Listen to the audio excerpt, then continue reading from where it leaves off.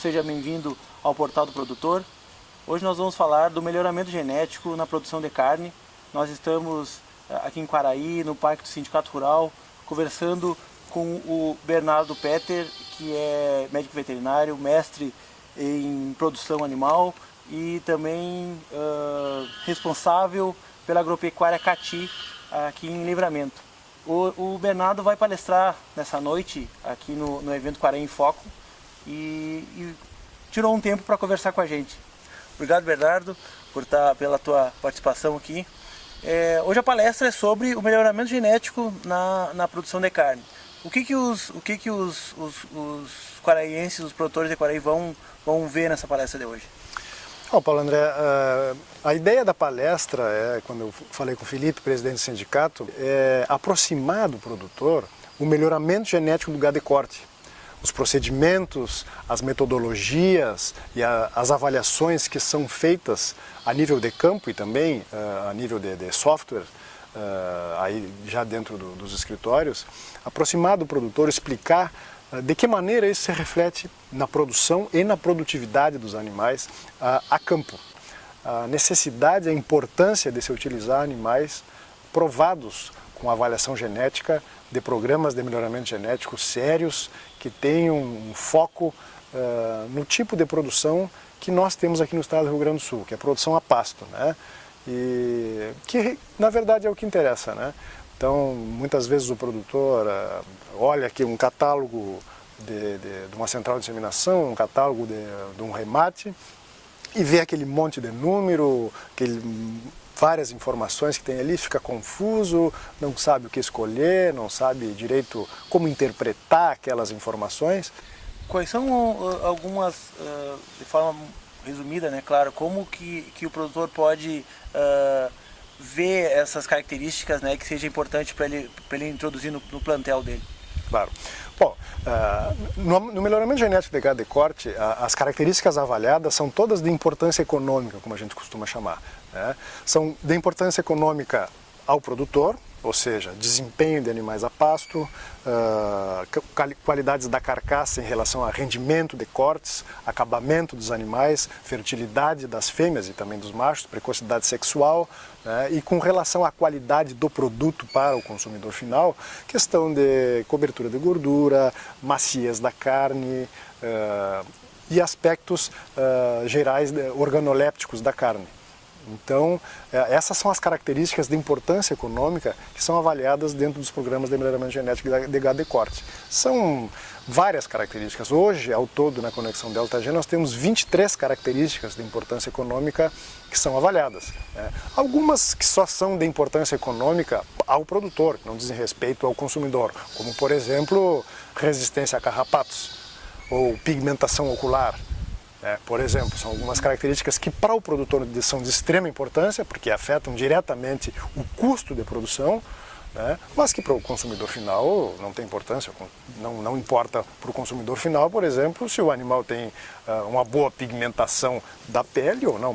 Mas para o produtor isso importa, porque se implica em incidência de câncer de pele, incidência de câncer ocular. E depois tem as características de desempenho, como ganho de peso, tem características de conformação de carcaça, a quantidade de carne na carcaça, que são importantes para o produtor e são importantes para a indústria frigorífica, e questões de maciez de carne, de marmoreio de carne, de acabamento de carne, que são importantes à qualidade do produto final ao consumidor final. Bernardo, a gente tem uma característica aqui na fronteira que é a utilização do campo nativo, né, para engorda e também na pastagem melhorada. Isso está cada vez sendo mais valorizado pelo consumidor final.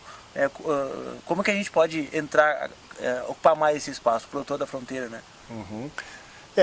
Isso é uma característica hoje que é extremamente valorizada em qualquer lugar do mundo hoje.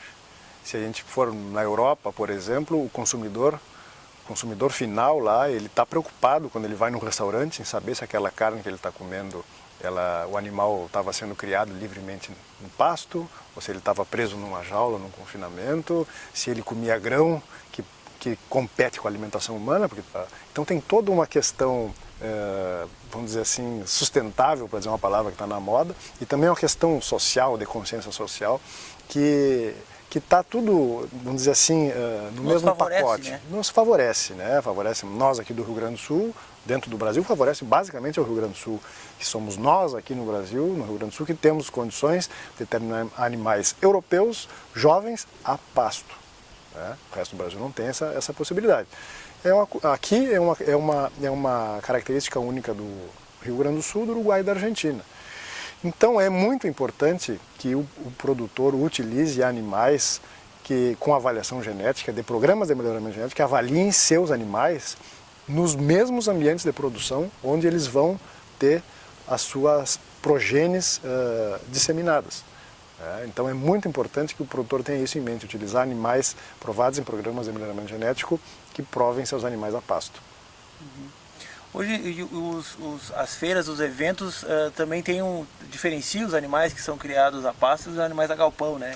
Sim, isso daí é uma eterna briga, vamos dizer assim, na verdade uma certa dicotomia, porque na pecuária de corte o produtor tem muito uma questão de paixão, né? Da cultura que vem dos antepassados, dos avós e tal, e tem muita coisa da paixão pelo animal, o animal bonito, o produtor, o gaúcho especialmente, leva muito em consideração a beleza do animal, né?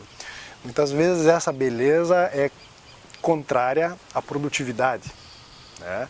E hoje em dia a gente não pode mais levar a pecuária como uma paixão, né? Escolhendo animais por serem mais bonitos, ou mais pesados, ou grandes campeões de feira. Nós temos aí diversos exemplos de animais campeões de pista, grandes campeões de feiras, sem avaliação genética, e quando tem seu sêmen congelado e seus filhos são provados a campo, são um verdadeiro desastre. Tem vários exemplos, eu não vou citar aqui nenhum caso específico, mas está aí, é de domínio público para quem quiser ver. Então é muito importante que o produtor leve em consideração isso, que as feiras, os julgamentos das exposições são muito bonitos para ver, né?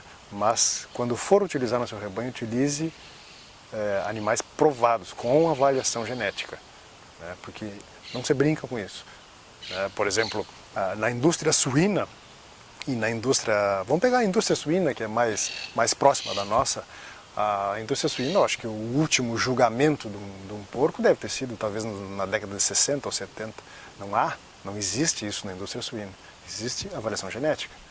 Da mesma forma no gado de leite, da mesma forma na indústria das aves, que revolucionou, o melhoramento genético das aves revolucionou a indústria avícola no mundo inteiro, né?